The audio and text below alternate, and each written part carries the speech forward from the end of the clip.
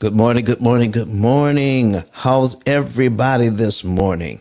All right, we're going to jump right in just a few seconds, but I want to talk to you about what we talked about on Wednesday. This is just a continuation. This is part 2 of the 2-part series, how to choose the best mortgage terms. If you are in the midst of choosing a mortgage, or getting a mortgage, or a refinance, all right, go ahead and put a number 1 in the chat. Put a number 1 in the chat if you're thinking about getting a mortgage, if you are thinking about refinancing, because see, that's just another mortgage, or maybe a HELOC, a line of credit. That's a second mortgage. So if you're thinking about that, go ahead and put a number 1 in the chat, so that and we're going to cover some of that. If you have a question, go ahead and put a question. If you already have a mortgage, okay, if you already have a mortgage, but you're not in your forever home. Okay, you have a mortgage now, but you're not in your forever home. So there is an opportunity to maybe even refinance or get a new mortgage somewhere down the line, because now you're going to be moving into something closer to your forever home.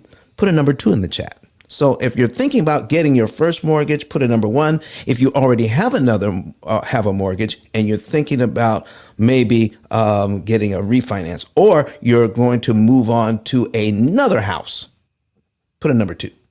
All right. So go ahead and put that in the chat. If you have a question, get ready to come up to the stage. I want to say good morning to Christina. She's been here before. Good morning. We got Israel in here, Rochelle, Queen, Dami, Vanessa, Tanya, Delvin, and Rita right now. Go ahead and put it in the chat. Say good morning and tell us where you're from. Good morning and tell us where you're from. I'm right here in Huntsville, Alabama. All right.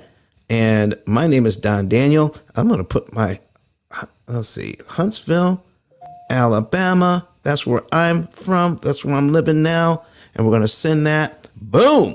All right. Rita says number 2. So she's got a mortgage, but she's thinking about getting something else or doing something else with that money. We're going to show you what you never knew before. Some of the things we went over on Wednesday. 15-year mortgages versus 30-year mortgages. We talked about that. Never get a 15, always get a 30. All right. We talked about prepayment penalties. We talked about having a fixed rate mortgage versus a mortgage that will adjust, an adjustable rate mortgage. Christina from Atlanta, how are you doing? All right. Down payment deceptions. Never put a large down payment on a mortgage. So we talked about some of those things. So we're going to get into, we're going to talk about, we talked about refining to when you refi and roll in high interest debt. We talked about that as well. A consolidation loan, using your mortgage to consolidate. Well, let's talk about refinancing altogether. All right. Is it a good idea? Is it a bad idea? The real answer is I don't know. What you want to find out is it going to get you closer to your goal? What is your goal, right? When you want to refinance? I can tell you this. I can tell you this much. Never, ever, ever, ever, ever refinance just to get a lower interest rate. We're going to start there this morning. Never refinance just to get a lower interest rate. You want to put yourself in a better financial position. And the financial position you want to think about, folks, is right now, my mortgage costs me X amount of dollars for the time that I'm going to be in it. X amount of dollars. So if you want to put yourself in a better financial position, you want your mortgage to cost you less over time. How can I get my money cheaper? So if by refinancing, you're actually setting yourself up to pay less interest over time, then do it. But most times, folks, refinancing does not do that. How do I know? Well, listen to this. If by refinancing you're saving money, who would have to be losing money? If by refinancing you're saving money, who would have to be losing money? And folks, refinancing is a huge business. It's a business model, and it's not set up so the banks can lose money. It's set up so they can make money. And we're going to show you just a couple of ways of that in just a few minutes. But first of all, folks, we need to share with you, all right, the P.I.L.L method and what it means, what it stands for. The P.I.L.L method. Prepayment of principal, isolating the principal amount, leverage, and liquidity. By understanding these 4 basic principles, you can understand loans from a very basic level. All right, you're getting your education here about how loans really work and how you can save thousands upon thousands of dollars you don't need to spend. And what I mean is, all of your loans cost you money to manage. So what we're talking about here is how to lower your costs in the dirt. I mean, you want to pay the least amount of interest that's mathematically possible for you. And that's what we teach here. You want to get the basics here. All right. And we have also the best technology in the world to help you to accomplish that purpose. So we have the best technology and we have the best financial education, bar none. No one is doing what the P.I.L.L method is doing in helping people to accomplish their financial goals. Someone who recognized that his name is Dr. Eric Thomas, E.T., the hip hop preacher. And he realized that. And by understanding that, he is helping his wife feel better about their financial situation. Let's hear from him, and then we'll talk about the book later. Dr. Eric Thomas, come on. Listen to me, y'all. But one of his mentees took us through one of their programs, and I paid off my mortgage. But guess what happened? My marriage went to a whole nother level. And you know why? Because my wife is a security freak. And even when I blew up, my wife would be like, oh, you blew up, but how long is you gonna keep making this kind of money? I was like, I don't know, forever. She's like, you sure? Because I'm gonna keep my license as a nurse just in case you don't. So when I paid the house off, my boy was like, you ain't gotta do that, you can do this. But when I paid the house off using that program, it took the stress level all the way down from my wife because we no longer had a mortgage. Does that make sense? That thing that was coming every month, that was getting on her nerves, we didn't have that no more. And so she was at rest.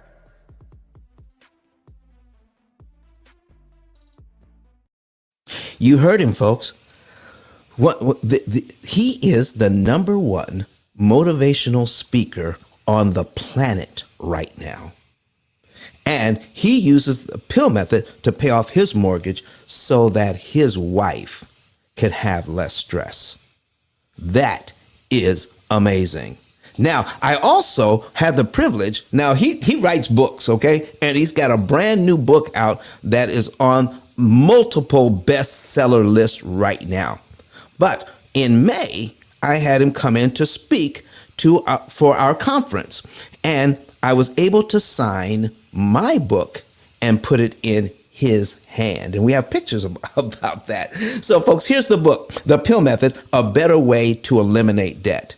If you want the basic information on how to read an amortization schedule and to learn what we should have learned in grade school about how loans really work, okay, then this is the book. It is the only book out of 33 million titles on Amazon that talks about how to read an amortization schedule and how to defeat it, how to get the most out of it so that you don't have to pay a whole lot of extra money.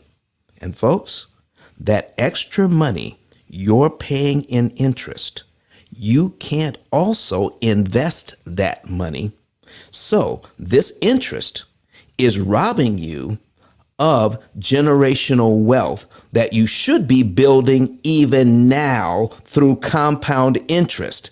But you can't earn compound interest on money that you spend. The average client saves $100,000 to $150,000 in interest they don't have to pay. Can you imagine if that 150,000 was put so they can start putting that away in small increments so that they can start earning compound interest on this now, and 22 years later, 20 years later, what that money would mean to them? That's money they did not have to spend on interest. Oh my gosh. So get the book, folks. Get the book today. And because it's so close to Christmas, you will be able to order extra copies and give them away as gifts. I'm telling you, if you do that, this will be the best gift you will ever give someone: the ability to understand lending the way it should have been taught in the beginning, so that the banks won't keep siphoning off your wealth. Now, I'm not anti-bank, but I am pro-education.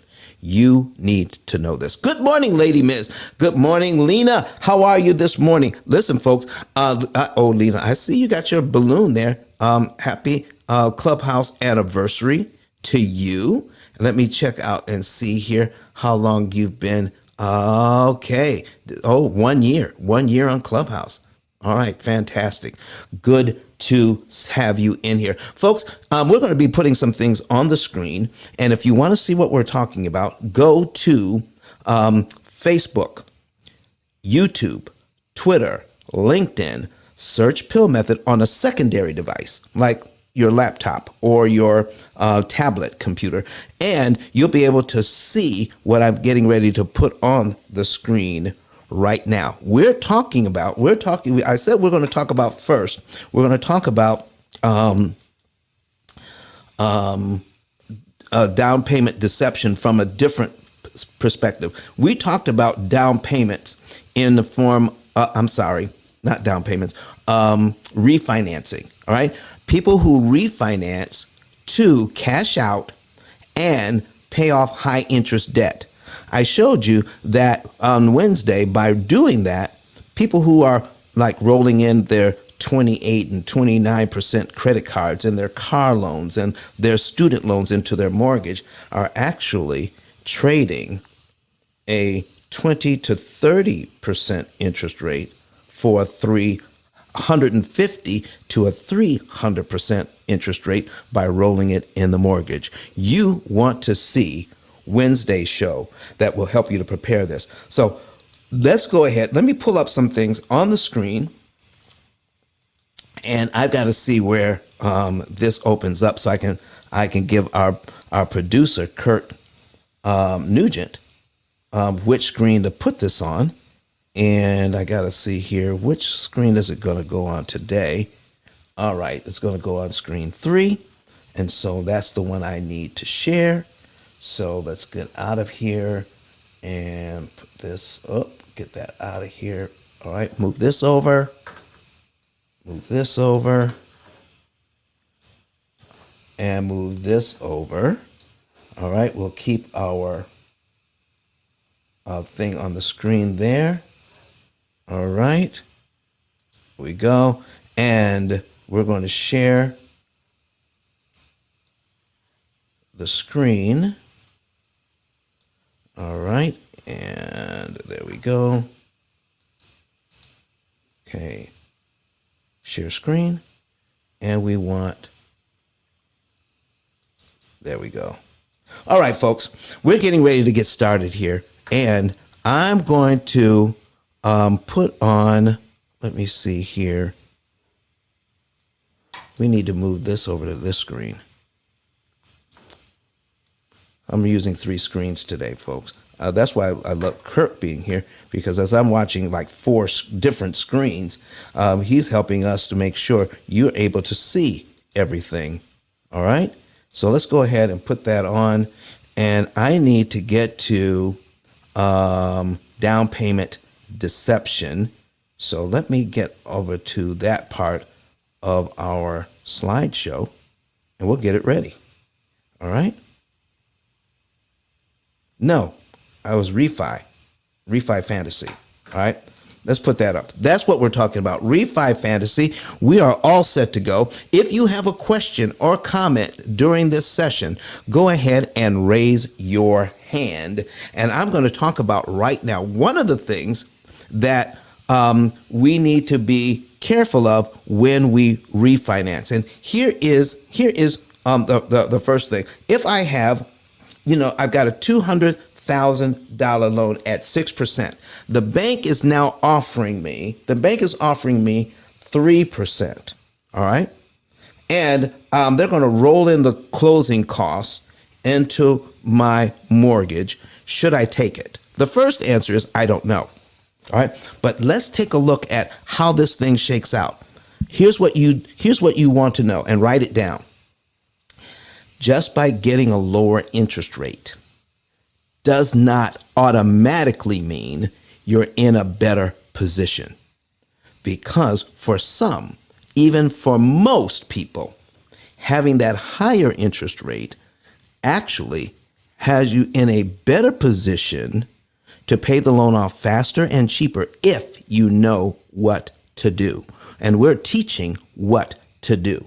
So let's go over some of the basics here, and then I'll show you some other things about having a higher interest rate versus a lower interest rate when it comes to refinancing.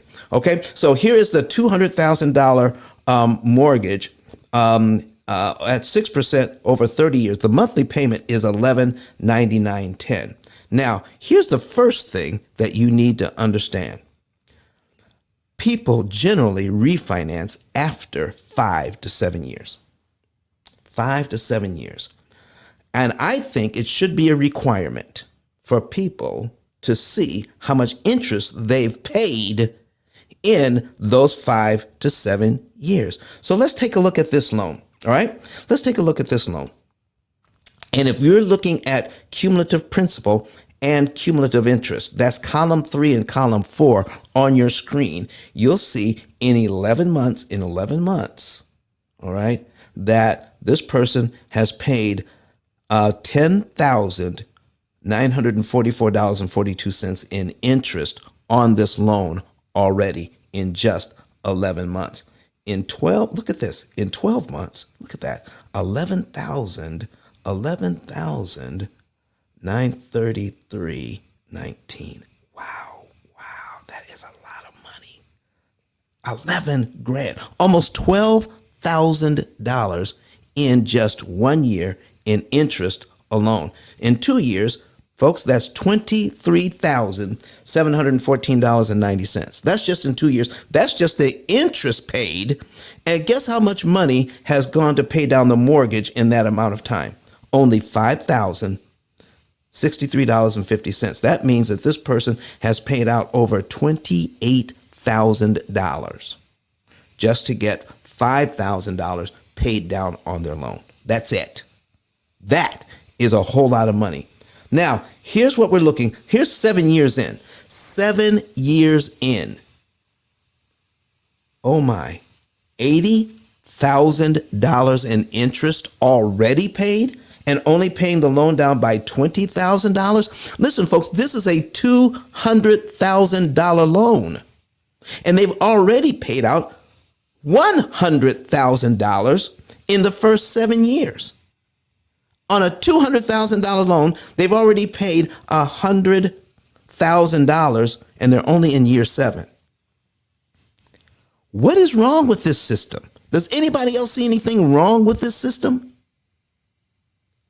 Wow. Listen, that can't be good. That cannot be good. So here's what we're looking at. Do we want to go ahead and try to refinance when we've already paid $80,000 in interest and we didn't even realize it? Watch what happens here. Watch what happens. So at this point, they owe $179,278.87 on this mortgage after 7 years. And now they're going to be able to get a 3% mortgage. Now, I put 5% closing fees on this. Yeah, Well, that's really conservative. To close on a mortgage these days is anywhere between $8,000 and $10,000 on average, and I have seen it as high as $17,000 to refinance. So, and they just roll it into the loan. They just rolled it into the mortgage. Now, here's our new monthly payment. All right, our new monthly payment is this. So once we add the 5,000 in, now we have 184,278.87 at 3% for 30 years. Yes, we were 7 years in, and we got a new 30-year mortgage. Lesson number one. Are you ready? Are you ready to write something down? Lesson number one is the major factor in lowering your payment is not the lower interest rate. The most powerful part of lowering your payment is taking what you owe and dividing it by a new 360 payments. That's the major factor in lowering your payment, not the new interest rate, and no one points that out. In fact, what you have here, folks, is a situation where you have a 30-year mortgage.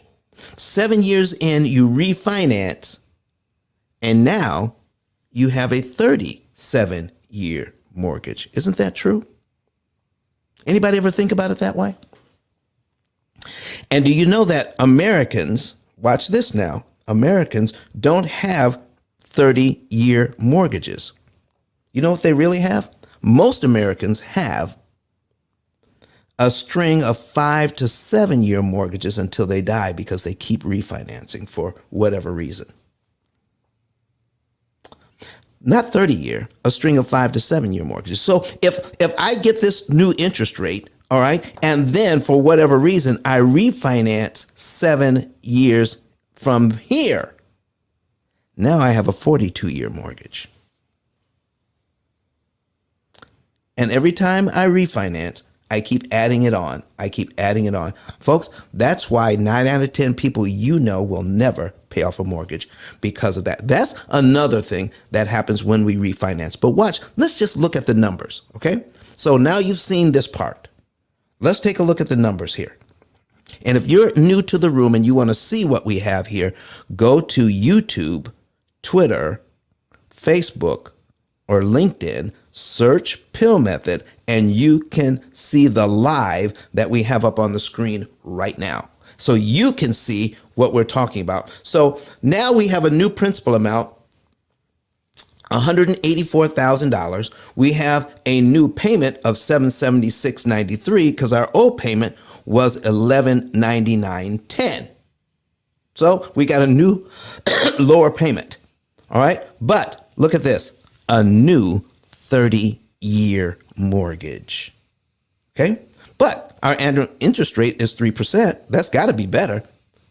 And look here, we're still going to pay another $95,000 in interest even on this loan. And $95,000, $95,415.93 is what percentage of the $184,000 we're borrowing? It's still 51%. 51% of what we borrow, the bank wants in interest, even at 3%. So folks, here's point number 2. The interest rate you're quoted is not the interest rate you end up paying. You're quoted 3%, but you're going to pay back 51% of what you borrowed. $95,000 is, listen, can I have people put 51? Put 51 in the chat right now. Put 51 in the chat right now, because that's what this is. It's not 3%, it's 51%. Put 51 in. If you're listening to me, if this means something to you, put 51% in the chat right now, because we have been lied to. Now, here's what I mean by lied to. All the information for you to understand this is in your mortgage documents. But you have been allowed to believe that the 3% was really 3%. You were allowed to believe that. No one stopped and said, you realize that this 3% really means 51%. Has anybody at the closing table ever said, stop? The 3% mortgage you're getting ready to sign really means 51%. Or the 4% mortgage you're getting ready to sign really means 71%. Or the 6% mortgage you've already signed really means you're going to pay back 93%. And if you have a 7% mortgage, I'll take that back. 5% mortgage is 93%. 6% mortgage, 115.838%. 115. You're going to pay back more in interest than you borrowed in principal. So folks, that is, I see the 51s showing up. I see the 51s. You need to understand this. Everybody watching this needs to know this. Now watch. We're going to continue here. My old payment, $11.99.10. I'm sharing with you how this is sold. Okay, Lady Miz put 51%. Oh my goodness. Thank you, Lady Miz. Okay. Anybody who wants to talk about it, raise your hand. Let's bring you up to the stage right away so you can ask your question or make your comment. The old payment, $11.99.10. Old payment, $11.99.10. We have 9 people watching us online here. Old payment is $11.99.10. New payment is $776.93. I'm saving $422.17 a month. That is how it's sold. They just sold you a new 30-year mortgage just so you can save $422.17 a month. I need to know from everybody, is getting a brand new 30-year mortgage, is it worth it just to pay $422.17 less a month when you were easily paying the $11.99.10? That wasn't a problem for you, but you got an offer to get a 3% mortgage, and somebody sold you that was a good idea to pay $422 less, but it's going to cost you what? A brand new 30-year mortgage to get that. If you believe this is a good deal, okay? If you do not believe this is a good deal, go ahead and put a no in the chat. Put a no in the chat right now if this is not a good deal. If you believe it is a good deal, put a yes. Listen, I'll get a brand new 30-year mortgage after I've been in for 7 years just to pay $422 less. Brenda Jackson says no. Lady Miz says, I'm about to make a principal payment early. Ooh, Lady Miz, you're getting ready to save some interest. I had a lady call me. All right, here's a story for you. I had a lady reach out to us who bought my book. She's in the next town over.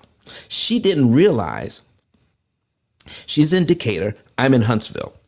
She didn't realize when she bought my book, she didn't realize I lived right in the next town over. So she sent us an email. So she's learning how to prepay and all of this. And she calls up her bank.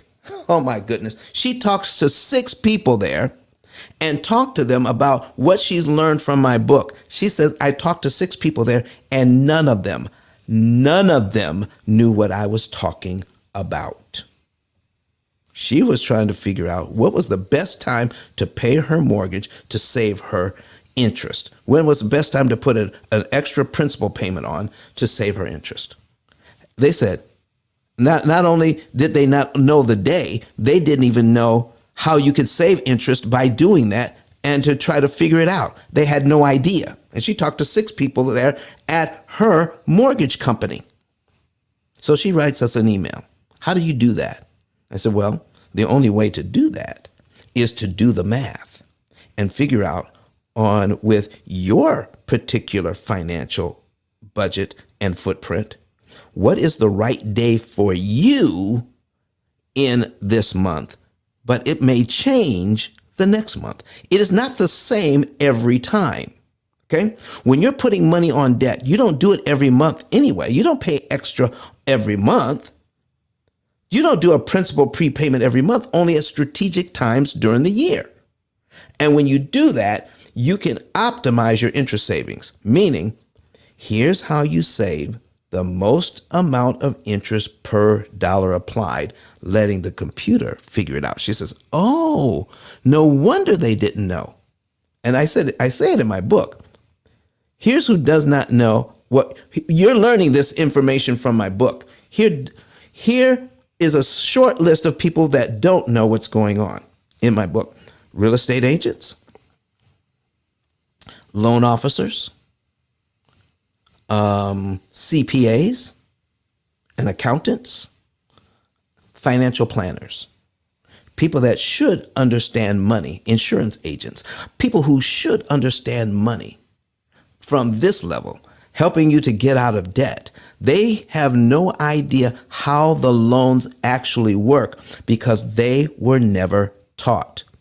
So if the financial professionals have never been taught, how can they teach us who are not financial professionals? Now, how do I know what I know? All right, write this down. I am autistic. When I look at things, when I look at an amortization schedule, I see pictures and patterns very few other people can see. So somebody didn't sit down and teach this to me. So for everybody out there who is thinking about wanting to do business with us, to get a savings and earnings report, don't think that I'm sharing with you something that I've learned and is being taught elsewhere. And now you're going to try. And now the tendency is people call me and ask me, Don, what do you charge? How much do you charge? I said, for what? What am I doing for you? They said, well, basically, what do you charge? I said, I don't know what I charge because I don't know what you need.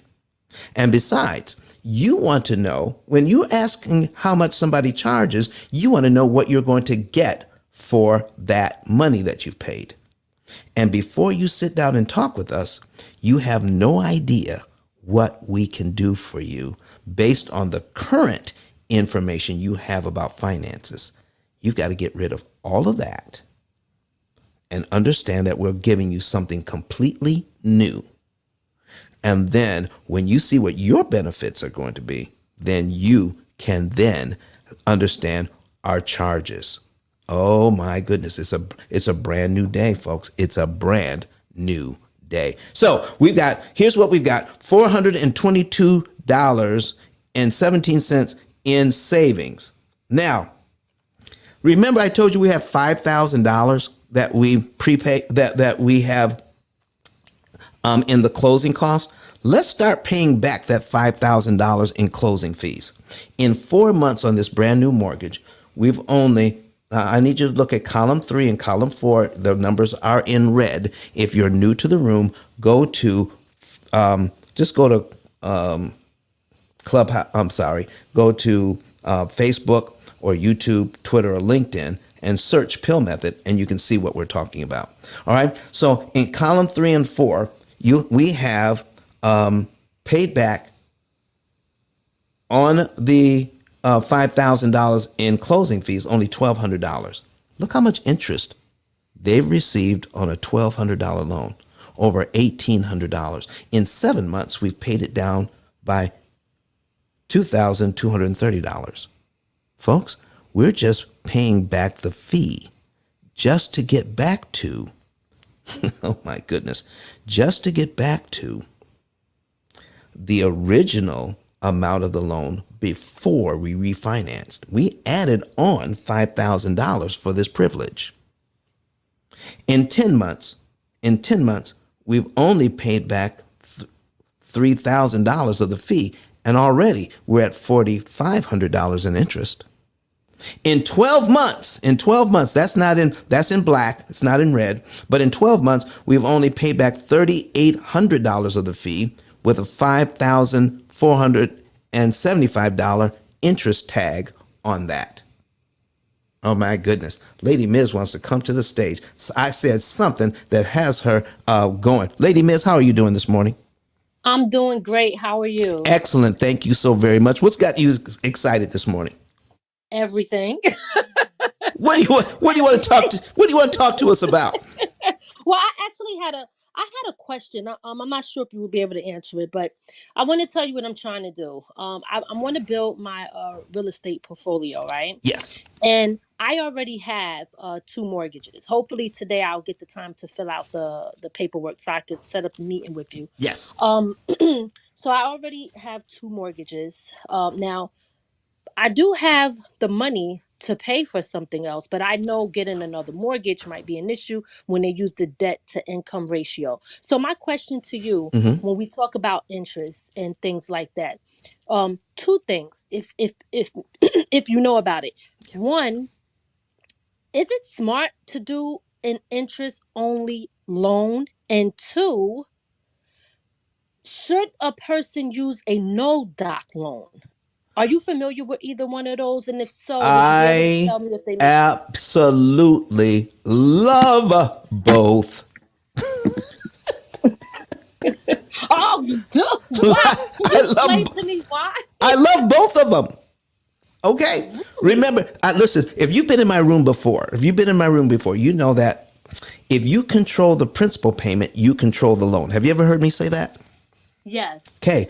If you have an interest only loan, that means the principal payment is controlled by you. You pay principal whenever you want to and the amount that you want to. There's no one dictating to you how much that is. Okay. There's somebody that's trying to sell something in our on our online comments. So let's get rid of them. All right. So, Oh boy. all right. So there you go. They're gone. Listen, that's why you have to have a great engineer. I've been telling you, Kurt Nugent keeps us on the air live and going strong. But here's what I'm saying. So if you have a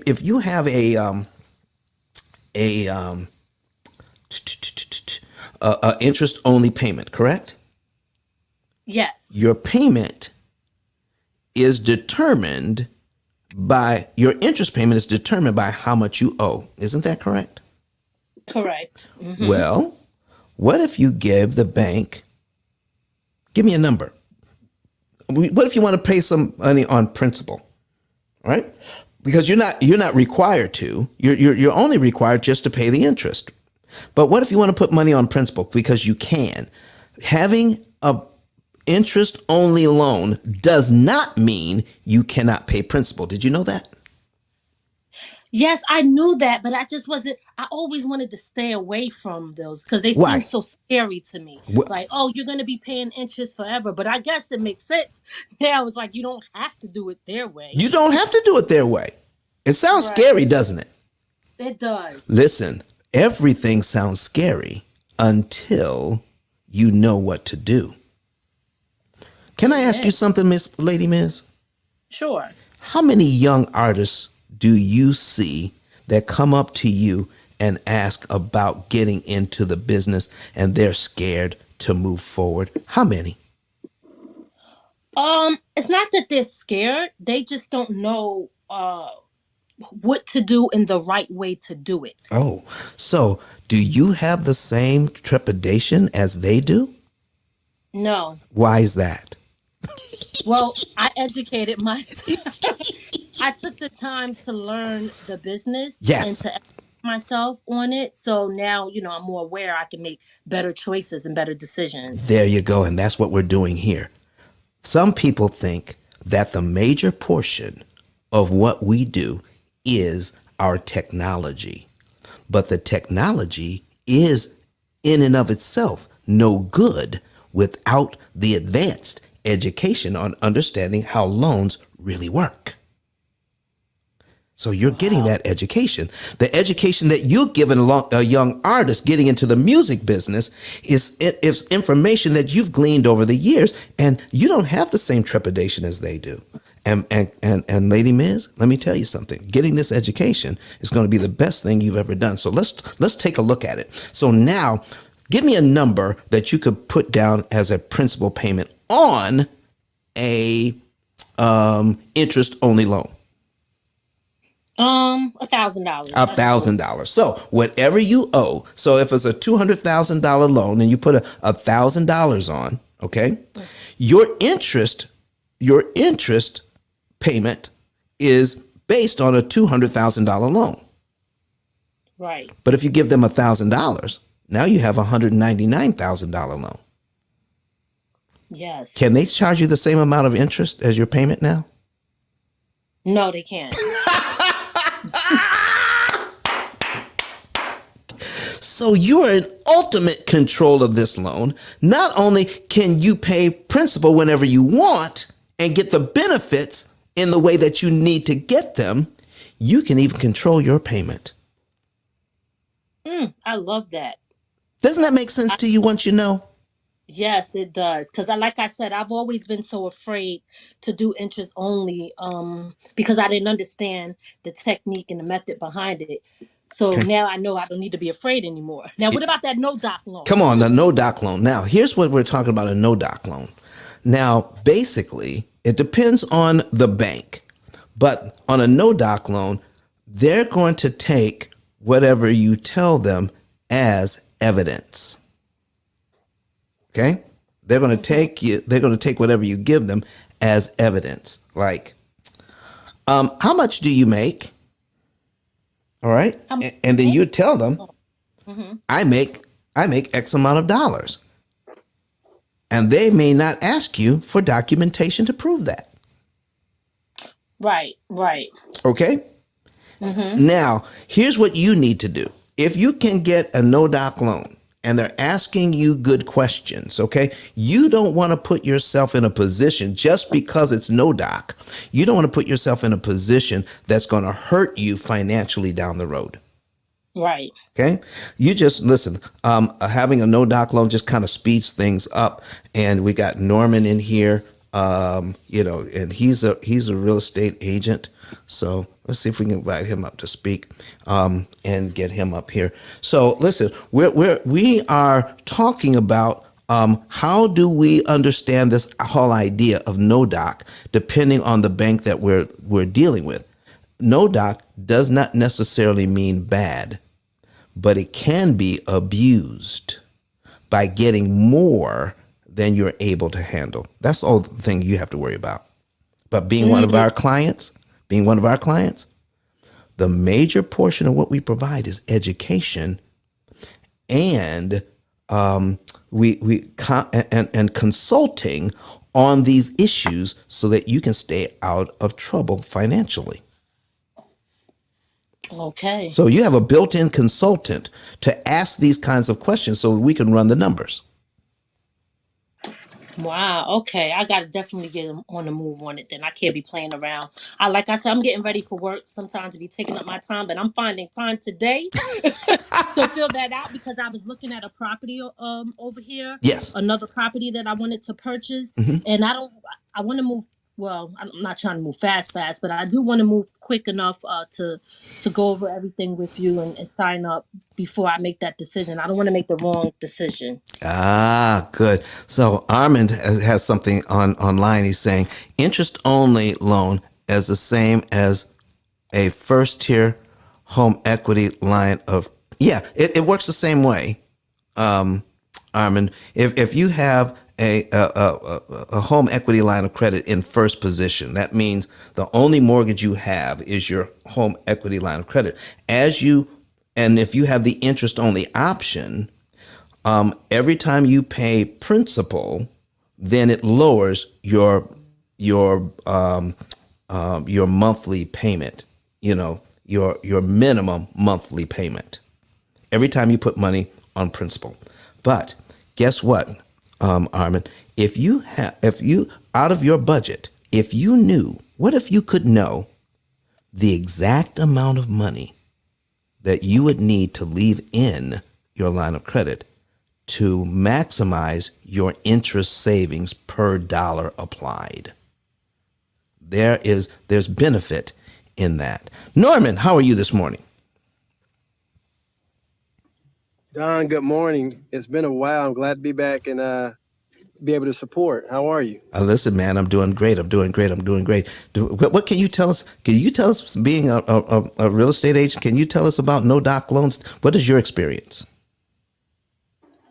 I've not had any experience with no doc loans. Can you Okay. maybe express that to me a little more?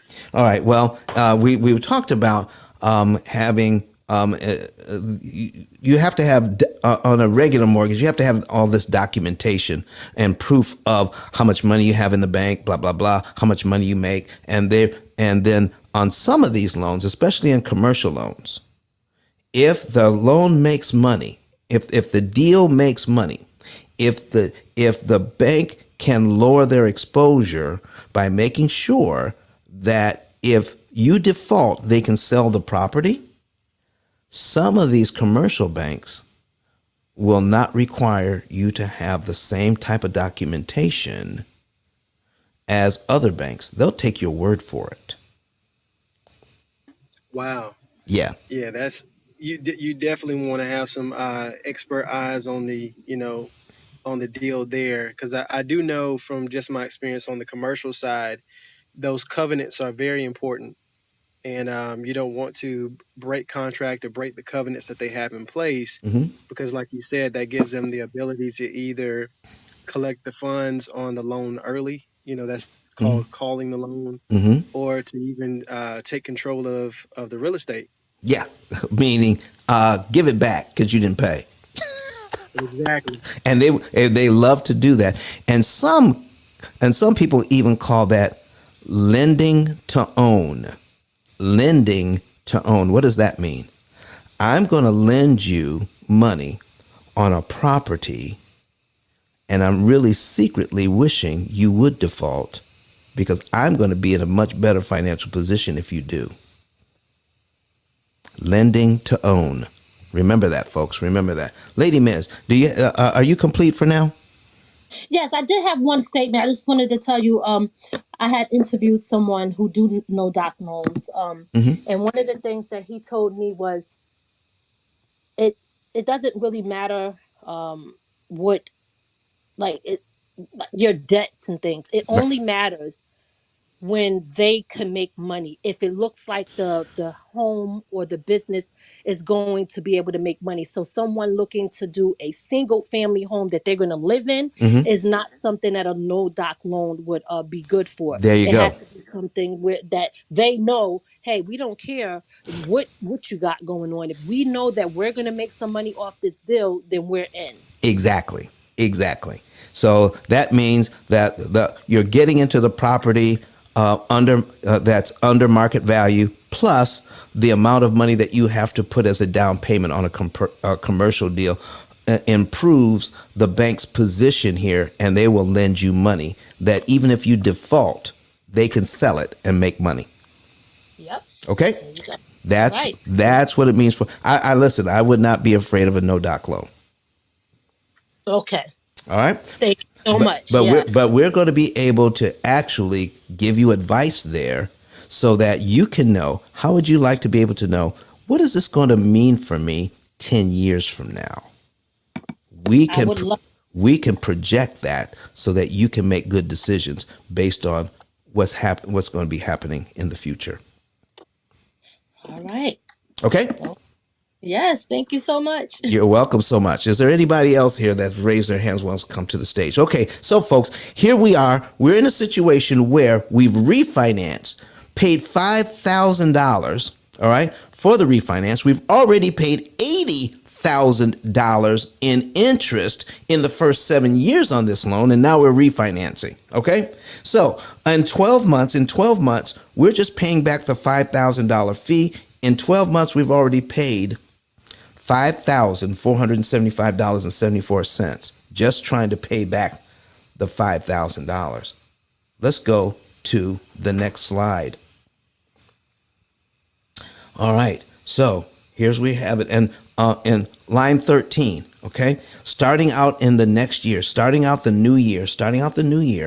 Okay, on this loan, we've only paid it down by $4,173, but it's cost us almost $6,000 in interest. On line 16, Line 16, that means we've been in this loan for 16 months and we finally paid back the $5,000 we borrowed in closing costs. And it cost us $7,275.16 to borrow that $5,000. Folks, let me ask you something. If your bank or credit union sent you a notice in the mail that says, we want to lend you $5,000 for 16 months. And all you have to do is pay us $7,275 in interest on that loan in 16 months. Would you sign up for this loan? Tell me, put it in the chat, yes or no. Would you sign up for this deal, borrowing $5,155.72 from your bank or credit union, and then it says 16 months later, you will have paid us $7,275.16 as you've paid back this $5,000. Anybody would accept that loan? LaShonda said, nope, not me. No. Brenda Jackson said, nope, not me. Come on, folks.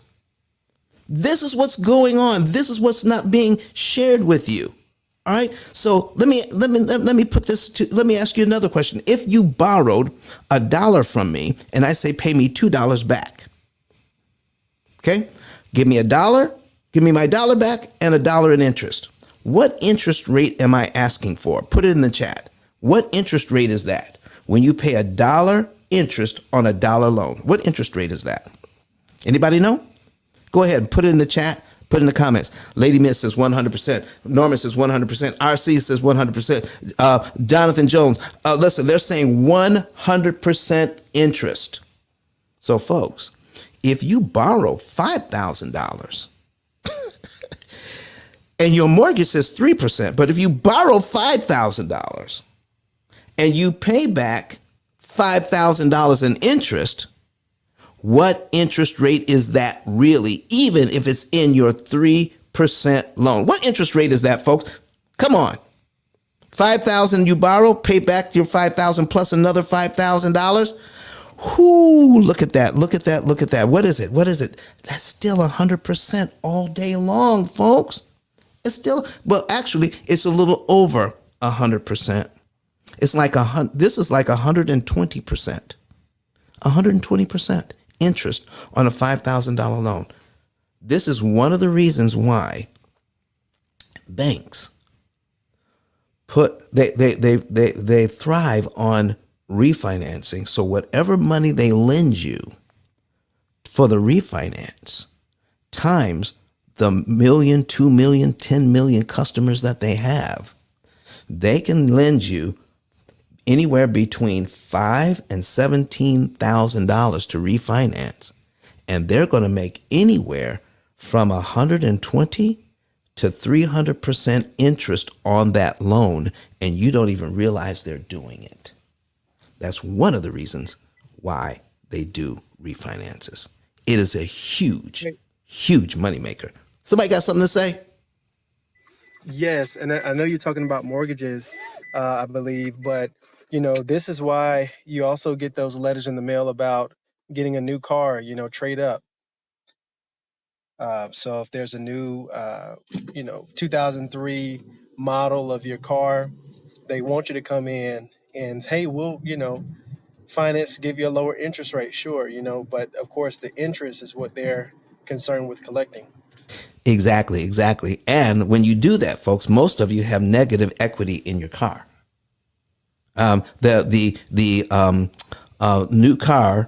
Used car prices have dropped in this year by 15%, over 15%.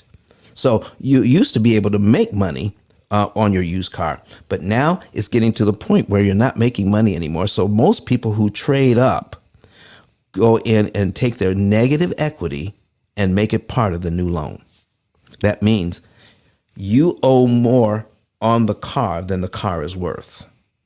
So they're going to take, that's called negative equity, and you put it into the next car, and they use that and the banks use that to make money. So you're taking your new car plus part of the old car, putting it on the same loan so that the bank can make more money in interest from you. Folks, this is why we exist, to tell you the truth about these loans so you're not paying all of that interest, because the more interest you pay, that's money you can't also invest for you and your family. Oh my goodness. Any other questions about this? All right, because we're getting ready to move on. I just needed to show you just a couple of things about refinancing. So on my list here, what are we talking about here? We're talking about consolidation.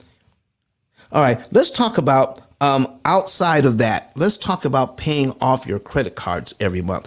What does that have to do?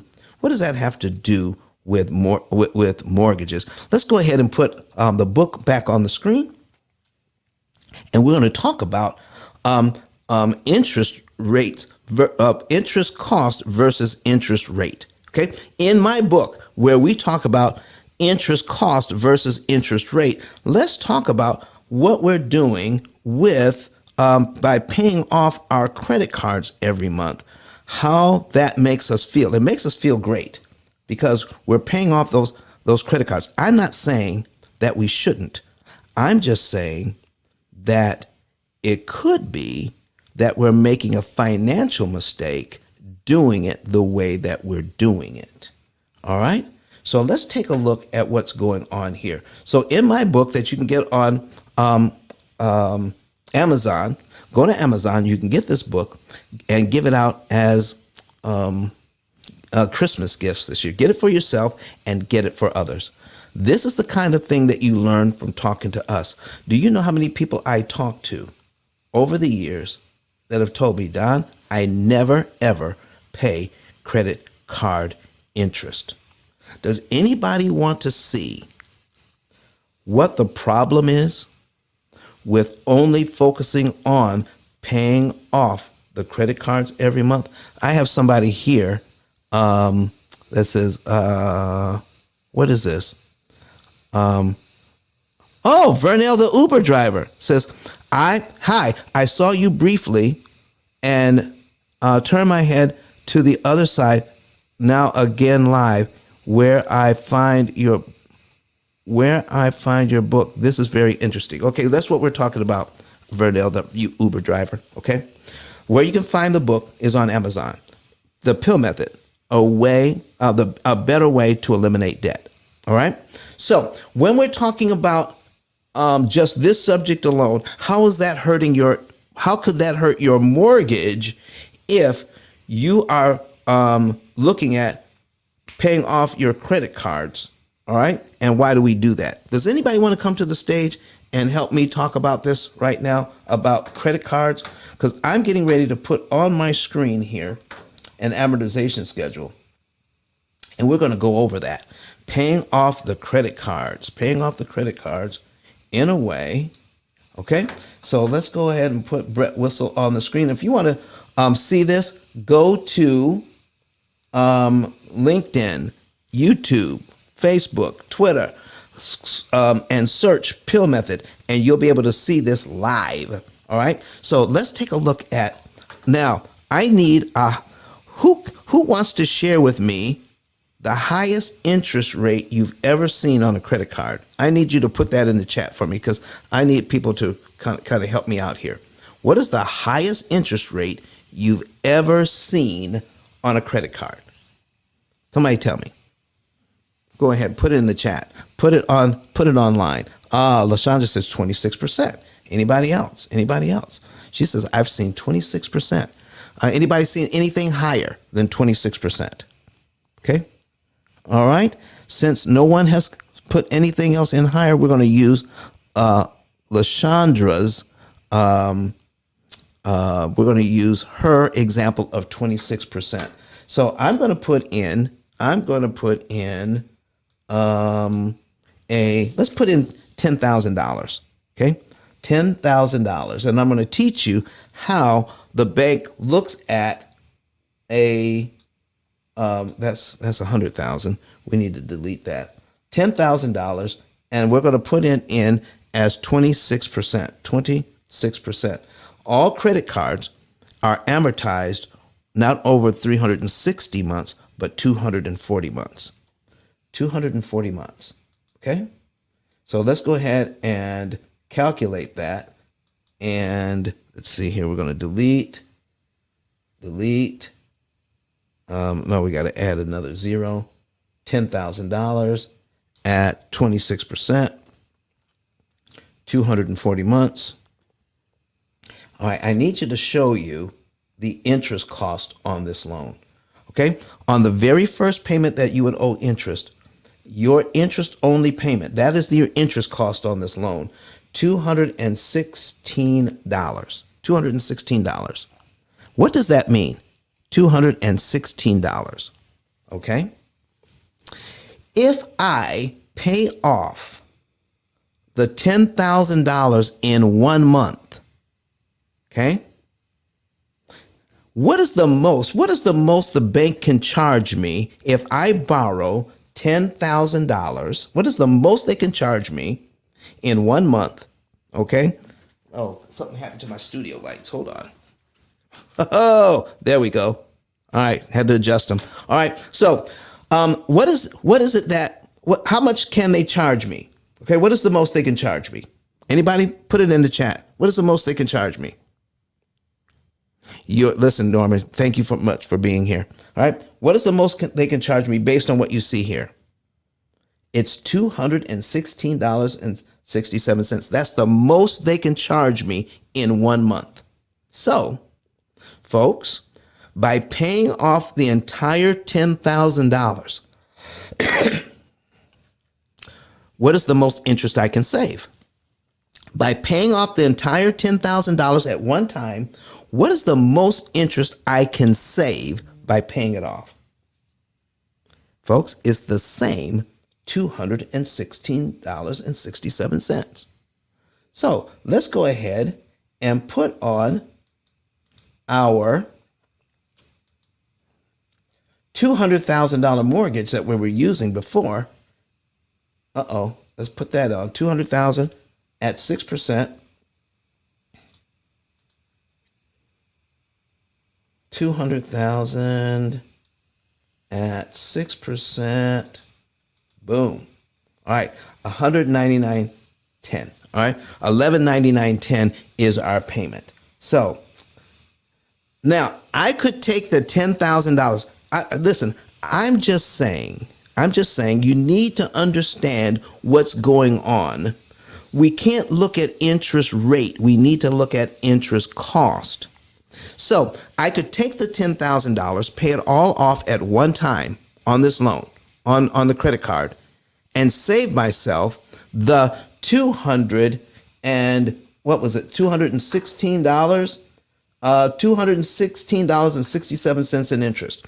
Or if I wanted to, I could pay Visa or MasterCard the interest that they're looking for, not pay off the credit card that month, take the $10,000 I could pay off the credit card and apply it to this mortgage. Look what happens. I need you to take a look at cumulative principal.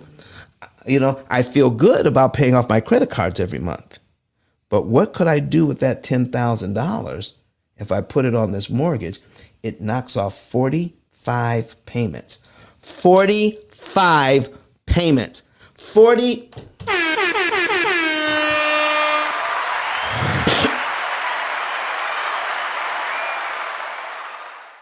It knocks off 45 payments and saves $42,000 in interest, not $216.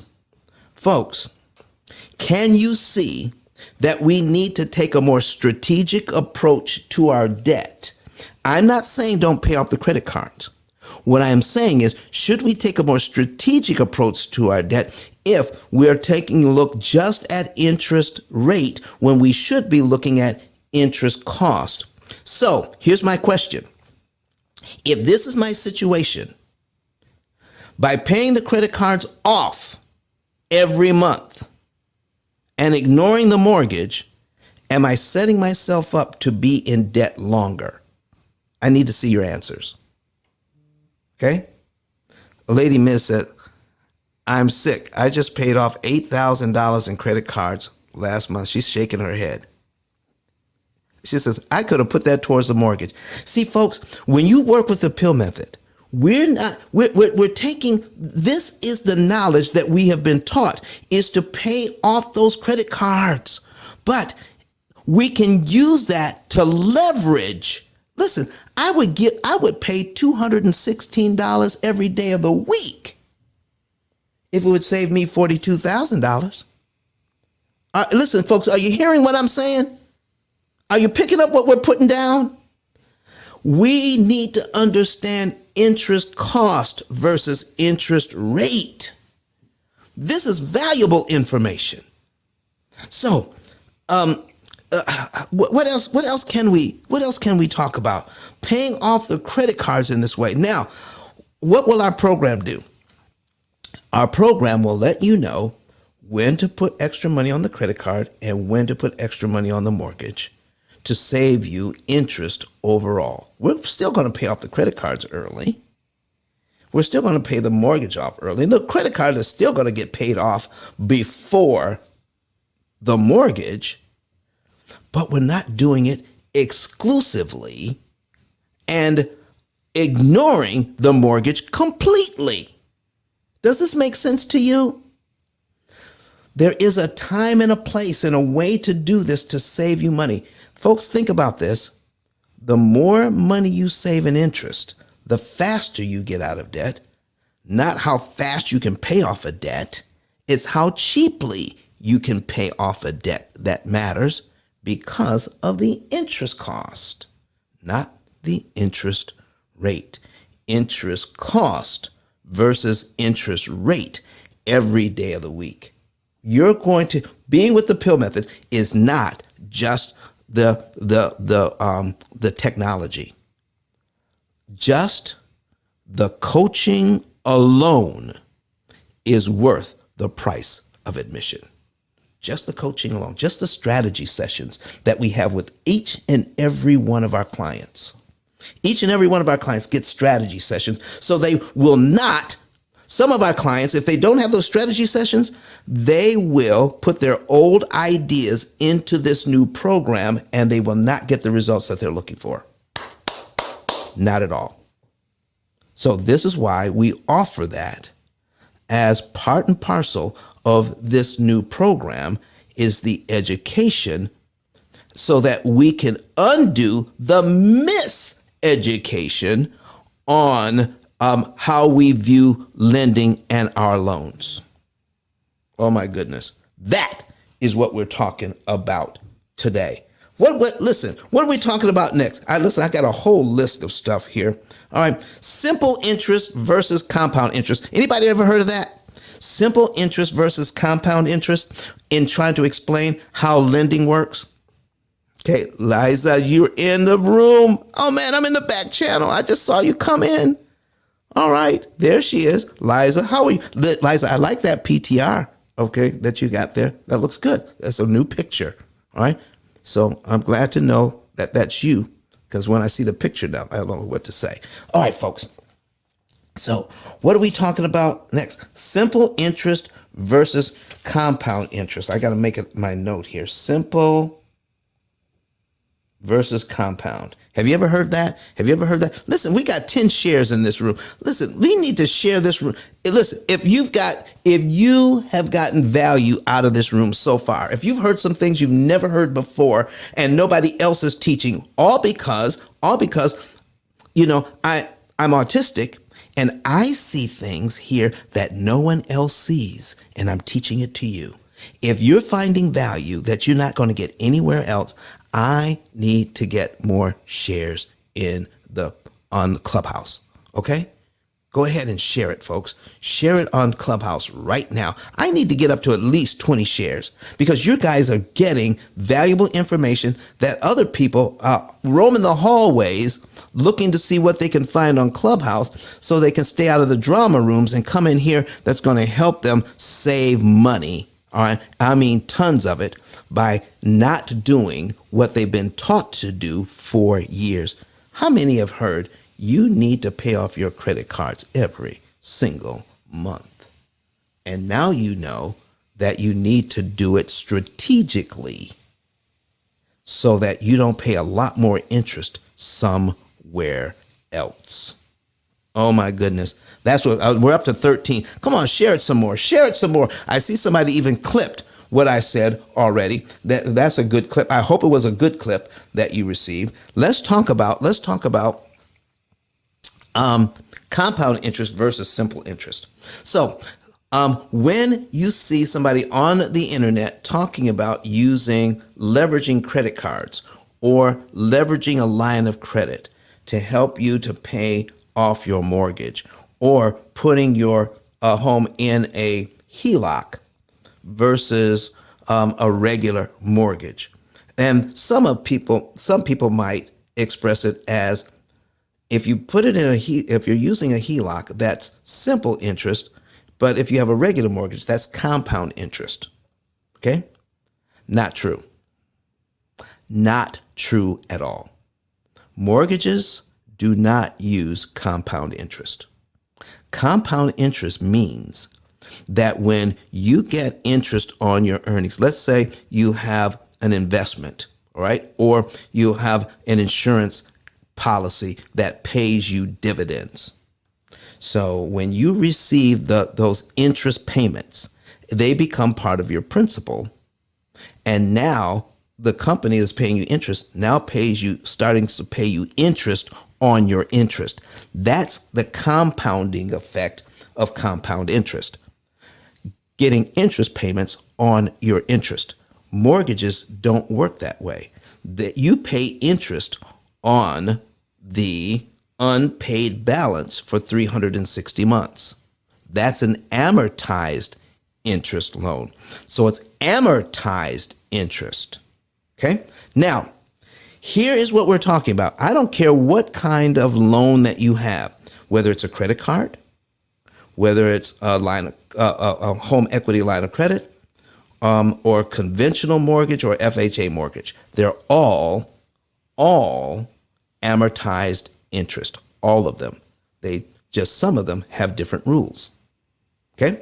So how a mortgage works. When you get your mortgage, okay? When you get your mortgage, how does that work? How are we looking at that? Okay? When you get your mortgage, here's what's happening. You are paying interest on the unpaid balance. And while you're bringing down the principal bit by bit, you're paying interest on the unpaid balance. That's why it's so expensive. All right? So that's amortized interest. It's not compounding interest. But you're charged the interest on a mortgage monthly. You only pay daily interest 2 times during a mortgage.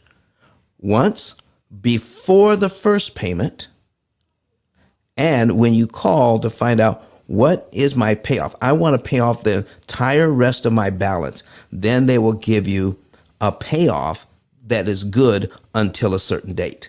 And they figure daily interest there. That's the only time your mortgage figures daily interest. 2 times, at the beginning and at the end.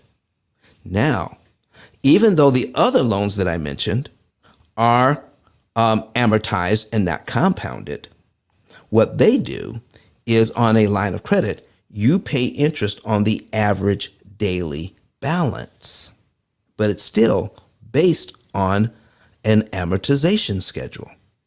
But they do start charging daily interest, and then they average out the daily interest so that you will pay interest charges based on the average daily balance. That's the difference between your credit card, your line of credit, and your mortgage.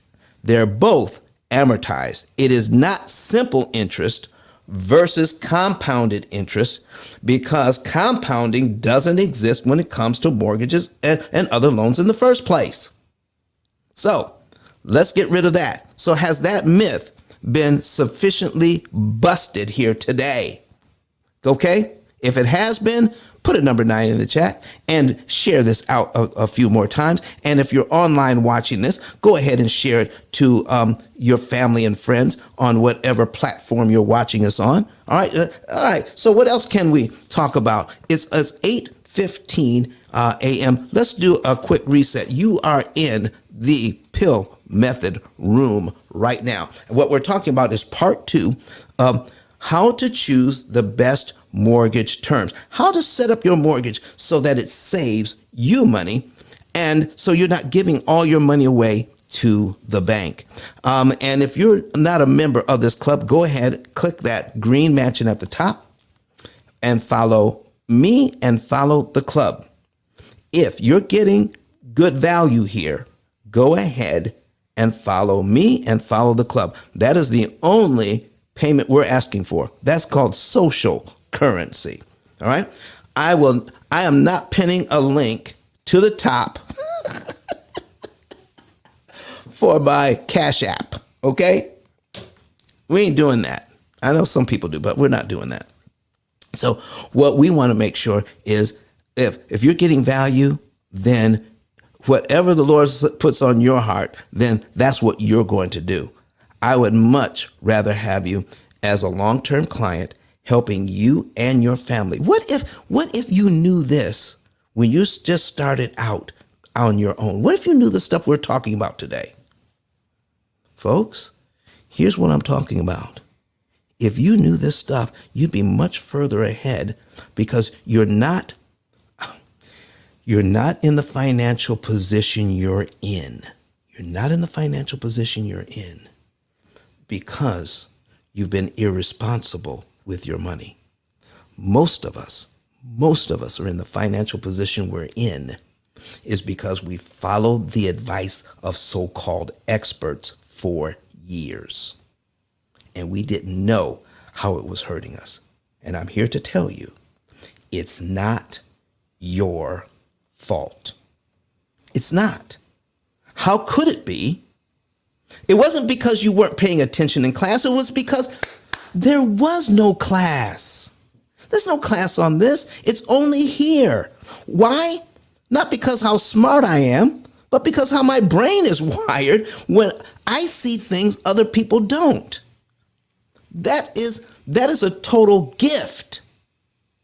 I can't even take credit for that. For some reason, God chose to wire my brain this way so that when I look at an amortization schedule, I just see things differently. And now I'm sharing it with you. How about that? So if you want to know more about what we do, you want to know how we do this. If you want to know more about it, then get a savings and earnings report today. Go to my website, P.I.L.L method.com. I'm going to put my link up to the top here so that you can see what my link is. Let's see, cancel that. All right. So we're going to put in, we're going to put our link up and let's see, ice10k.com. There you go. So you can go to ice10k.com and find the link that says get a savings and earnings report, or you can go straight to our website, which is pillmethod.com, and start learning this information for yourself. And most importantly, if you have kids, if you have grandkids, if you have nieces and nephews, if you have young people in your life at all, you can start teaching this to them. Now, why am I putting all of this content on YouTube? It just occurred to me. We've been here for over a year. Okay.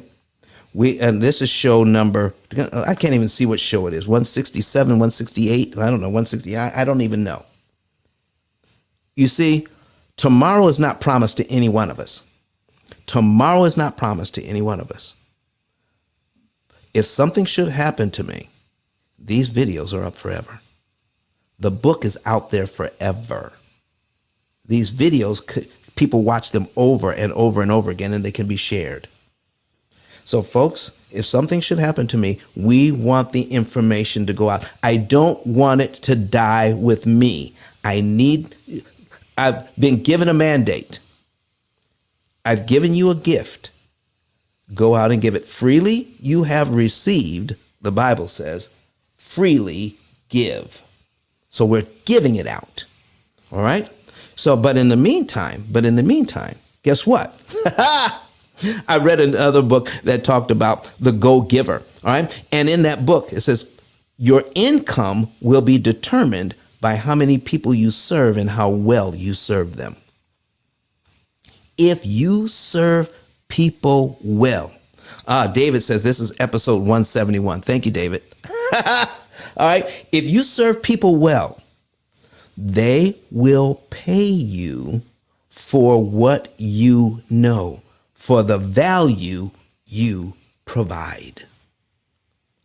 Lady Miz knows that to be true. Lady Miz says, I'm providing value. She says, listen, I even got my own chip company. She's got her own snack food company. People pay her for the value she provides. Some of you have businesses in here. People pay you for the value you provide. Here's what I'm saying. Provide more value than you ever take in money. People appreciate it and will tell others. They'll be your biggest cheerleaders. So, folks, go and get your savings and earnings report right now. Fill out the information. Follow all of the instructions. And someone from my office will get with you within 48 hours of you submitting your financial data. And here's what you're going to know. The month, day, and year you're going to be debt-free. How much interest you can save. And then we're going to show you that interest savings, how much money you could possibly earn for you and your family by not giving it to the bank and taking advantage of compound interest. Compound interest. So, folks, that's what we're talking about today. All right. Do I have any questions or comments before I go on? Let's see if I can find. Can we find? I got my list here. Can I find another thing to talk about? All right. Let's see. Interest rate quote. We went over that. Oh, biweekly payments. Oh, has anybody used or heard of biweekly payments? Biweekly payments on the mortgage to save money. Have you heard of biweekly payments? Put a number 1 in the chat. Put a number 1 in the chat right now if you've heard of biweekly payments. And we're going to tell you the truth about biweekly payments right now. All right. In fact, let me see if I can, sometimes I get an impression to do something. But I'm going to search in Google biweekly payments right in front of you. Biweekly payments, WEEKLY, biweekly payments. And let's try to find out by searching what is the benefit of having a biweekly payment. What is the most you can save on a biweekly payment on a 30-year mortgage? I'm seeing if I can see it just right offhand. Okay, biweekly payments in a year. How do biweekly payments work? Biweekly payments. Okay, benefits. Okay, let me see what we can see. Benefits. Let me add to that. FITS. Let me see if we can find out what the benefits are. Okay, biweekly payment benefits. Monthly Chase Bank. Let me see what Chase Bank has to say about it. Biweekly payment.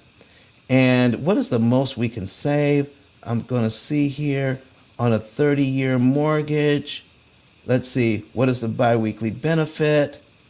I'm not seeing it. Let me just go ahead and tell you. All right. If you do the research on it, if you call your own bank, all right.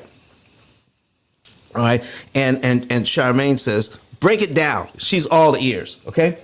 You're going to be able to save anywhere between 4.9 and 7 years on a biweekly payment, okay? Between 4.9 years and 7 years. The most you can get out of a biweekly payment is saving 7 years. That means you turn a 30-year mortgage into 23 years. Okay, let me show you something here. When you have a mortgage, with us, and you want to learn the interest cancellation techniques, you could pay off your mortgage in 7 and save 23. Most people who have a biweekly payment with us end it. They don't do a biweekly payment anymore once they become our client. They turn it off. Here's what's happening. So I need your participation to make this work, though, folks. When you have a biweekly payment, you're paying like on the 1st and on the 15th. You're paying every 2 weeks, all right? About the 1st and the 15th. So if you're making a biweekly payment, when you make that first payment in the month, how many people believe you are saving time and you're saving interest when you make that first half payment? How many people believe? So if you believe that you're saving money, put a yes in the chat. Put a yes in the chat if you believe by making 2 payments a month, when you make that first payment, you're saving money, and when you make that second payment, you're saving money. How many? Go ahead and put in the chat if you believe you're saving money when you do that. All right? Put a yes in the chat if you think you're saving money. All right.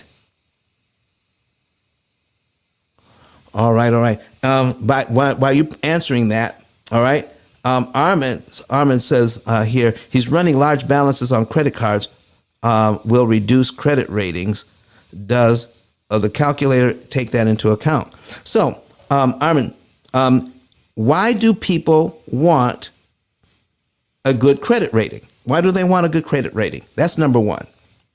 Tell me why they need a good credit rating. Remember, we're busting myths here. And David Hunt says, yes, he believes that you're saving money every time you do that. Here's the real answer.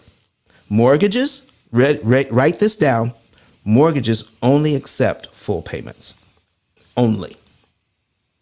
When you pay once on the 1st and the other one about the 15th, it doesn't save you a dime. Not 1 penny.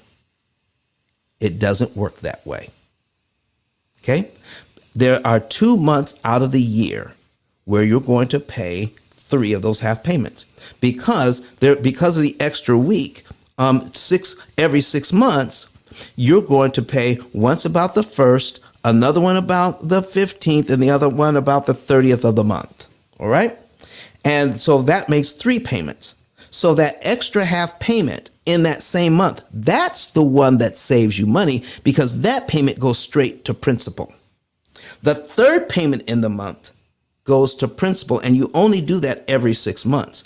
So in other words, every 6 months you pay a half payment, which means your 12 payments becomes 13 payments a year. That's how a biweekly payment works. All right? That's how it works. So did you get the Charmaine, does that make sense to you? Charmaine, that's how it works. And so if you have money available, what if you have a couple of dollars in the bank, all right? But you're waiting every 6 months to pay to put extra money on the loan. Let me show you what happens here. Let me show you what happens when we look at it that way. Let's go back to our mortgage. We have our $200,000 mortgage at 6%. Let me pull this up. We're going to make that bigger. Let me show you what happens. Do you see right now, if you're new to the room, go to YouTube and search P.I.L.L Method and also subscribe, comment, and like the videos on YouTube. All right, here's what we're looking at here, folks. Look at your interest payments, okay? They're the most expensive they're ever going to be right now. If you only ever attack your mortgage every 6 months. So for in 6 months, you're paying big interest payments. 1, 2, 3, 4, 5, 6. Okay? 6 months, you pay the biggest interest payment. And then when you pay that extra payment, you attack this one. You attack the 7th payment. But then you do it for 6 more months. 1, 2, 3, 4, 5, 6. Every 6 months, you're paying a lot of interest that you could be avoiding. All right. Charmaine says, I can't come up to the stage. All right. But would appreciate any extended understanding of biweekly mortgages. I currently have one and have never understood the benefits or the cons. My mortgage is adjustable. All right. I love adjustable mortgages. Okay. You just need to know what to do. We went over that. We went over adjustable mortgages in Wednesday's show. And folks, did you know that on YouTube, you can click on something that you can actually see the written transcript of what we're talking about. So you can just scroll down until you see that we're talking about biweekly mortgages or whatever. You can see what we're talking about and then start playing it from there. Just so you don't have to watch the whole video if it's not talking about what your particular subject matter needs. You need to talk about at that time. Just scroll down through the transcript, find what you want, and play it from there. All right, that's a little tip for you. All right, so. What are we going to talk about? So we've talked about that, and folks, we're in our last half hour. We're in our last half hour of what we're talking about today. In our last half hour, and I want you to know that. Let's see what else we went over that. I hope you. Kids, does anybody have any other questions about biweekly payments? All right, let's talk about escrow accounts. All right, escrow accounts. What does that mean? If you can, an escrow account is when you make your mortgage payment and your taxes and insurance are added to the payment. All right, so what we have here is just the principal and interest payment.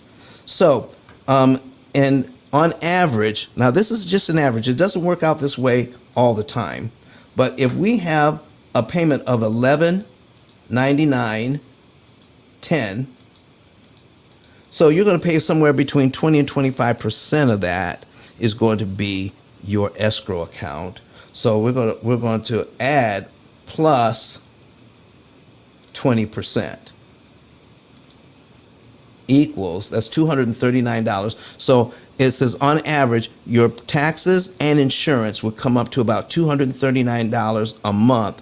We add that to the payment. So your total payment is $1,438.92 if you add that money to your mortgage account. And your bank or your bank or mortgage company says, listen, we're going to do that for you as a favor. We're not even going to charge you for that. Okay? But guess what? All they're doing is taking your money and putting it in a savings account so they can pay your taxes and insurance. And you don't get a dime of interest off that money. Guess who's making money off of all the escrow accounts out there? Oh my goodness. Lady Miss says she found that out, and she heard what we were talking about not too long ago, called up her bank and says, can I stop paying escrow here and pay my taxes and insurance on my own? They said, sure you can. Lady Miss, can you talk about that? I don't know what she's doing. She may be busy. She said, listen, she was surprised to find out you do not have to, on some mortgages you do, on some others you don't. Hey, yes. Can you hear me? Yeah, I can, most certainly can, Lady Miss. What you talking about? I'm in the car. I'm in the car driving to work. But yes, absolutely. I did not know until I heard you talking about it that you don't have to pay your homeowner's insurance and your escrow included in your mortgage, and you could pay that on your own. Of course, anybody doing this, you got to be a person that is responsible. It's not about, hey, I'm eliminating a bill and I don't get to pay it. You still got to pay it. You don't want to lose your house. But I definitely was able to do that, and my mortgage payments dropped like almost half What? of what I could not freaking believe it. Now, of course, now I get to determine how I want to put away for my insurance. I could pay the insurance in full if I want and just be done with it for the year. Like I like the fact that I get to control how it is, and I get to keep the money and gain the interest while it's sitting in the bank until I pay, and they don't get that. So that's like a blessing, amazing to me. Wow, wow, wow. Thank you, Lady Misses. Listen, folks, people are picking up all kinds of gems in here. Go ahead. We're at 13 shares. Let's get it to at least 20 shares. And just to be fair, get the information out there. You're getting good information here, folks. And you need to give it out to the folks. So your escrow account, let me tell you what's going on, Lady Miss, that I didn't share with you before. The main reason why banks want you to set up an escrow account is not to do you a favor. And the main reason is not even the interest they earn from it, because multiplied by all of their customers, the amount of interest they can earn is tremendous on your escrow account. But that's not the main reason. Would you like to know the main reason why banks love escrow accounts, Lady Miss? If you're saying something, I can't hear you. But anyway. Yes, I can. Yeah, I mean, yes. Because I mute it because it gets a little noisy. I don't want to be, I noisy. understand. I understand. But yes, absolutely. Okay, folks, I need you to look up fractional reserve lending and learn about it. Fractional reserve. Let me see if I can pull this up. RAC. FRACTIONAL.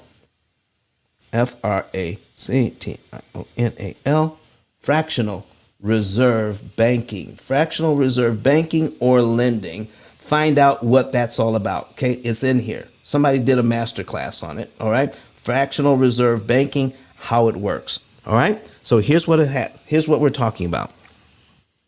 For every dollar a bank has on deposit, they can lend out between $7 and $10 for every dollar they have on deposit. Did you know that? What does that mean? If I'm a bank, if I have $1, the government says it's legal for me to lend out $10 based on that $1. So if you have a bank account, with $10,000 in it, hey, you have a bank account with $10,000 in it, the bank can literally, let's multiply that by 10, can literally lend out $100,000 based on that $10, that $10,000. Lady Miz, did you know that to be true? Yeah, well, not in the sense of how you put it, but I always knew, not always, but I knew that the bank was lending money that they really didn't have. Yes. So that was my main thing, and also just the fact that it's it's sad to say, and I don't want to say nothing wrong, but here, especially in this country, where when you pay stuff off, you can still lose your home if you don't pay your tax, if you don't pay water bills. It's so much that go into that, and careful with how we do things, because even when you have it, pay off everything, and you don't, you might think that you paid off your mortgage, but you still have those other responsibilities, and you could end up losing your home in the bank, or they could take it back and then resell it again. So they're always winning. They are always winning. But I'm glad your program teaches us how we can win. All right, folks. Here's another thing that we're going to talk about. So we talked about escrow account, and in that escrow, could be in there. You could have PMI, okay? Private mortgage insurance. Let me tell you about private mortgage insurance. Did you realize that by taking out that insurance, why do we have private mortgage insurance? What does anybody know what private mortgage insurance is all about? Who does private mortgage insurance protect? Who's it protect? The bank. The bank. So if you don't pay, when you pay, because you're now paying that insurance, who does that protect? It protects them. So can they still get paid on the house if you default? Yes. Oh my goodness. Oh my goodness. So why do they need to take possession of the house so they can sell it again? Aren't they getting paid twice? That was my point that I was making. There you go. That's exactly what I was trying to say. Oh my goodness. They get paid twice. This thing looks better and better. You know, in my younger days, I said, this looks gooder and gooder for the banks. But folks, all I'm saying is, why can't we just be better educated and be educated consumers when we go to the bank and learn how to borrow money at a discount? I love borrowing money at a discount. It is amazing to me what we can do when we know how. When we know how, we can save so much money. So listen, some of you right now are paying PMI and you don't have to.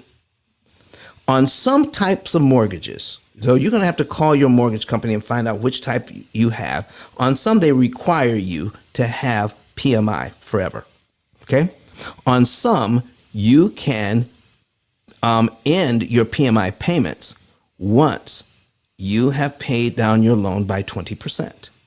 Okay? So now instead of 100%, okay, and instead of owing all that, so they'll look at what your equity is, all right, and they're going to do a calculation, and if your mortgage is paid down to the point where your loan to value is at 80% or less, then you don't have to pay PMI. But the bank, even though they know you are paid less, okay, you're paid down to that point, they're not going to call you and tell you you're not required to pay PMI anymore. They won't tell you. So if you've had it for the length of time that you're supposed to have it, and when the math is done, all right,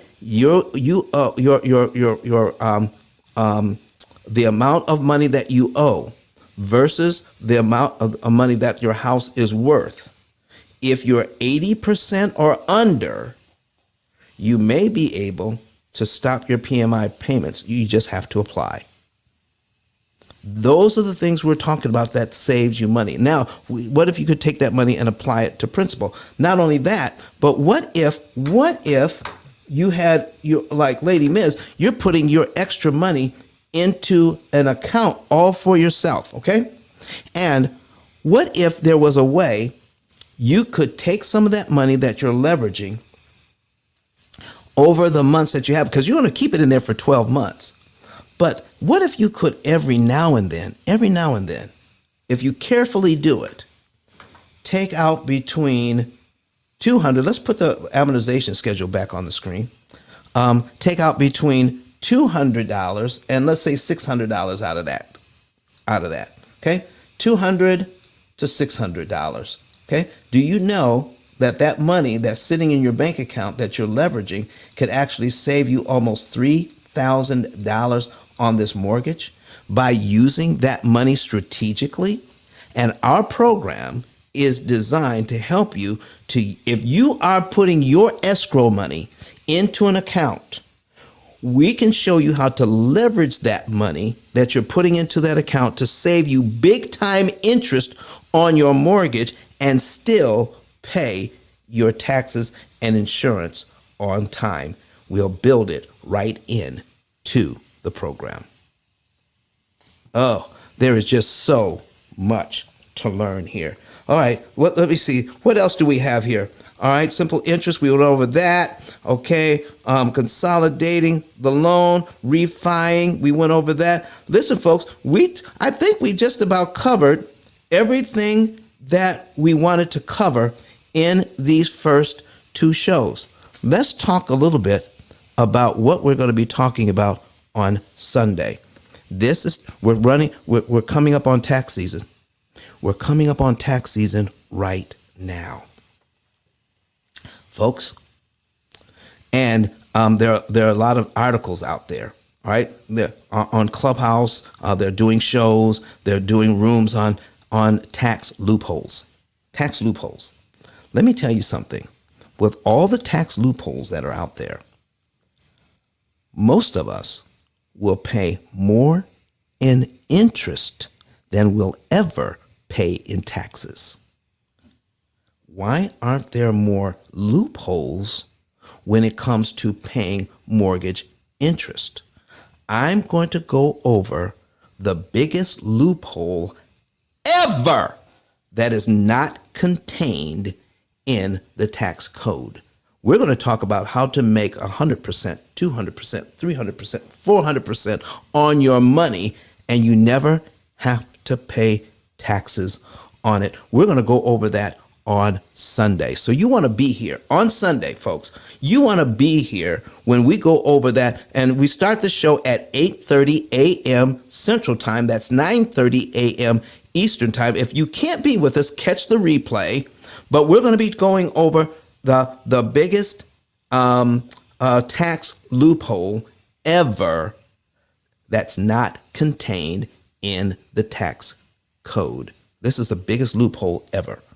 I'm going to show you how you can use the loans that you have to take advantage of this loophole and take your debt and learn how to turn it into wealth. Armand, he's got a question here. It says, running large balances on credit cards will reduce credit ratings. Does that calculator take this into account? And so what I was asking before, Armand, yes, it does take it into account. But the thing is, why do you need a good credit rating? Most people want a good credit rating because it gives them the opportunity to get a lower interest rate. And did you know, the lower the interest rate, did we talk about that? Did I leave that out? I left that off the list. The lower the interest rate, folks, the harder it is to pay the loan off faster and cheaper. Okay, he says to qualify for more credit. Now, here's what you need, Armand. You need to know this for a fact. When you see Credit Goddess in here, you need to tap in with her. She knows people have 800 credit scores that get turned down for credit every day because their credit profile is out of whack. You need a good credit profile. There are people out there, my engineer Kurt has put her information here on the screen. Credit Goddess 10k.com. Contact her, Credit Goddess 10k.com, and she'll talk to you about credit rating and credit profile. And she can show you how somebody with a great credit profile and a 650 credit score can get more credit than you with a poor credit profile and you have an 850 credit score. Oh, yeah, it is possible. So you need to know why we do what we do to make sure you're in a position to make sure that when you want to borrow money, you can. And it has to do more with credit profile than it does with credit score. If you are in business, then you want business credit, not personal credit in the first place, because when it comes to business credit, your utilization doesn't matter. Personal credit, you want to keep your utilization between 1 and 7%. You want to keep your utilization between 1 and 7% on if you are using your personal credit. If you have business credit, you can use 100% all the time. Ha! And it doesn't count against you. Okay? You just pay it back when you pay it off. Then you can run it up to 100%, but it doesn't count against you. It does not. And you can pay it off. All right? If you're in business. So it's not, you want to know what the rules are to credit, folks, if you want to be in a position to help yourself. Okay? Yolanda Sells Michigan says she had to hop over here on Facebook. Hey, this is powerful stuff you're dropping. Sunday, here we go. So we're going to be right back here on Sunday, folks, to give more information out to you then. So I wanted to give this last example, give you last example of how a higher interest rate could actually help you more than the lower interest rate. And before, we showed a $200,000 mortgage at 6%. And then we showed earlier how you could have a $200,000 mortgage at 3%. Let's show this last example, and we're done for the day. So we're going to duplicate this tab. We're going to put in the same mortgage at 3%. Take that out. Okay. Now, here's what we have. I got the choice between a 6% mortgage and a 3% mortgage. The 3% mortgage, the payment is $843.21. The 6% mortgage, the payment is $1199.10. And you know that, remember, when you control the principal payment, you control the loan. Watch this. My principal payments are in the $200 range. And you've already learned that if we prepay the $200.10 on line 2, it saves us the interest on that line, and we eliminate line 2 from the mortgage. But if I lower my interest rate to 3% and get this lower payment, look at my principal payment now. My principal payment is now $300. I need to come up with $344.07 to get rid of one payment off my loan at 3%. I only need $200 at 6%. Be careful how you do that. Work with an expert to find out the right interest rate for you, not necessarily the lowest interest rate. That's why we're here, folks. Just the information, just the training, just the financial education you're going to get from P.I.L.L method is worth the price of admission, and it keeps you from making huge mistakes by lowering your interest rate, thinking you're putting yourself in a better position where in fact you could be putting yourself in a worse financial position, and the bank is going to make you pay for it. You got to pay closing costs for this. Go back to a 30-year loan, and it's going to make it harder for you to pay the loan off faster because now you have a higher principal payment. Folks, I want to thank you for being here today. I hope you had a good time. If you had a good time, put a number 9 in the chat. Put a number 9 in the chat if you like this information. I need you to come back here on Sunday to get more information. And if you loved it, if you love the room, then go ahead and find out how this can work for you, how the P.I.L.L method can work for you for a lifetime.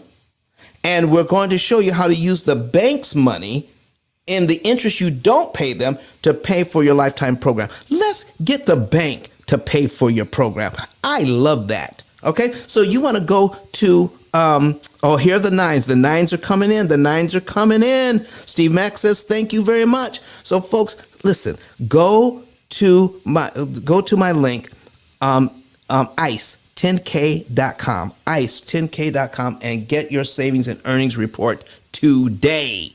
Get it today. And if you want to go straight to our website, you can go to PILLmethod.com and do it there as well. Follow all of the directions. Get to the financial page, put in all of your loans, everything. Don't leave anything out. All right. Put all your loans in. And then tell us a little bit about your income and how much money is left over after you paid your bills. We'll tell you the month, day, and year you can be debt free and how much interest you can save. Take that interest saved that you didn't give to the bank and turn it into wealth for you and your family. All right. So, and don't forget to get the book. Get the book today as well. Go on Amazon. It's the only book of its kind on Amazon right now that talks about what we're talking about here. Get the book from Amazon. And then once you get the book, what can you do? You can do this. Learn from it and then share it with people in your family, especially young people, before they get out on their own and before they can learn it wrong, teach it to them the right way.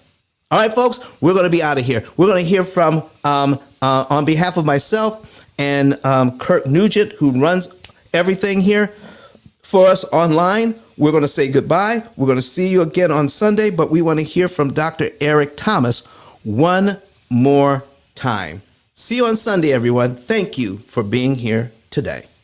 My name is Don Daniel, founder of P.I.L.L Method International. Listen to me, y'all. But one of his mentees took us through one of their programs, and I paid off my mortgage. But guess what happened?